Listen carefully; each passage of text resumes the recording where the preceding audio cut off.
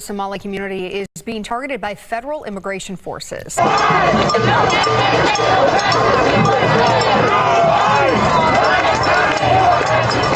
ICE arrest and send back a whole Somalian community.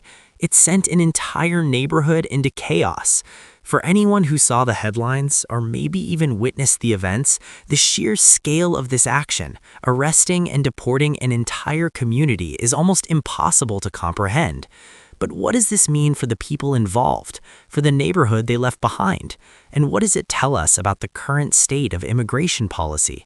In this video, we're going beyond the shock value of the headline to understand the human cost and the profound ripple effects of this single, devastating event. Stay with me because this story demands our attention.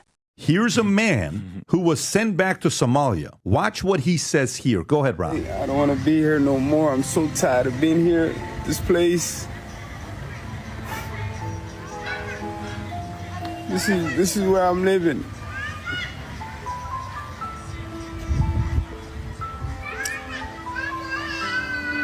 I'm so tired of it. It's just like, I want to go back. I don't want to be here no more. The first and most jarring thing to consider is the instantaneous void this created. Think about a neighborhood, a place with shared schools, corner stores, playgrounds, and mosques that overnight loses its entire social and economic infrastructure. We're not talking about a few individuals. We're talking about the baker, the mechanic, the grandmother who watched the kids. This wasn't just an enforcement action, it was the decapitation of a local culture. It raises the chilling question, when you remove an entire community, does the place itself cease to function? The chaos wasn't just in the moment of the arrests, it was the silence and confusion that followed. Imagine the school rolls being suddenly empty, the immediate, undeniable proof of a community that was, and now isn't.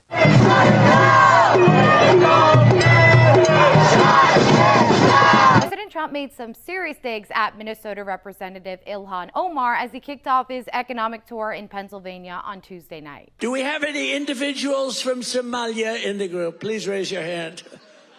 That's for Minnesota, you know. That's called the Great Big Minnesota Scam with one of the dumbest governors ever in history. I love this Ilhan Omar, whatever the hell her name is, with the little turban. I love her. She comes in, does nothing but she's always complaining. I love it. She comes to our country, and she's always complaining about the Constitution allows me to do this. We ought to...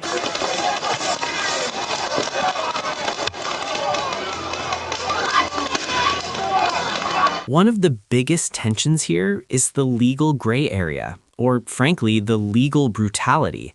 When an entire community is targeted, the line between documented and undocumented, between people who had built lives and businesses and those who were technically in violation, becomes dangerously blurred. Were families separated when some members were citizens and others weren't? Were people with pending asylum cases caught up in the dragnets simply because they lived in the wrong block? This action weaponizes geography. It suggests that if you live in a specific demographically defined area, the complexities of your legal status are ignored in favor of a mass action. The terror lies in the realization that location became the sole criterion for arrest, not an individual's specific legal standing. That's a fundamentally un-American principle. As a number of people in the Twin Cities feeling on edge, Bill Keller is in the newsroom with what's being said both in Washington and here at home. Bill, good morning. Well, good morning. Well, first consider that 80,000 Somali Americans call Minnesota home. Soon upwards of 100 ICE agents could be targeting them who are living here, many understandably nervous. But according to census data, almost 58% of Somalis living in Minnesota were born in the U.S. That's nearly 6 out of 10. And of those who were born outside the United States, 87% are now naturalized citizens. We're talking about American citizens. And so to the extent any federal agency is looking to terrorize the people of our city, the answer is quite simple. That's right. We stand with our immigrants. We stand with the Somali community. We stand with Latino people. We stand with anyone that is looking to make Minneapolis their home and are proud to be here. On what basis are you talking about? Because if you're looking at actually what is happening here, you cannot come to our country and we're going to give you a legal right to stay here for more than 50 years. We're talking about 50 years and plus. And you can't arrange a problem back in the house because when you say like this, you're welcoming thieves, you're welcoming criminals and all this. It doesn't make sense, okay? Because what the president said, he was cracking down on the Somalians. Now you're saying that you're welcoming them. You have no right to say you're welcoming them if they are disrupting the system. You understand? We welcome people and everything we want is good. But now when they come now with all this mindset of armed robbery, disrupting the system, we don't want to take this. Like, this is not what we want. The president hammered down on this and he was so right. Like, if you watch what he's saying here, it makes a whole lot of sense here. Like, watch this. I know many families are fearful tonight. They are. That's right. But I want you to know that City of Minneapolis stand behind you. Okay.